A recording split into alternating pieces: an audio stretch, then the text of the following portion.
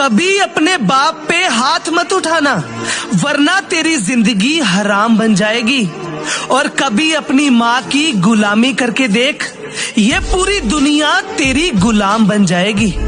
कोई बदल ना पाया ये दस्तूर पुराना, छोड़ के माँ का चल संग पिया के जाना।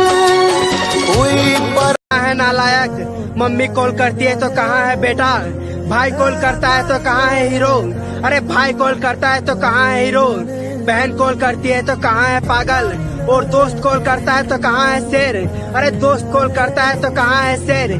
जब इतना ही प्यार मिलता है तो गर्लफ्रेंड की क्या जरूरत है।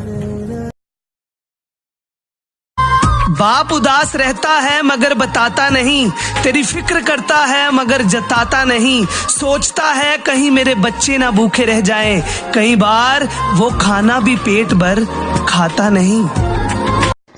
4 दिन की दुनिया है फिर हिसाब किताब होगा, 4 दिन की दुनिया है फिर हिसाब किताब होगा। आज गरीबी में जी ले मेरे दोस्त, कल बादशाहों में अपना ही नाम होगा।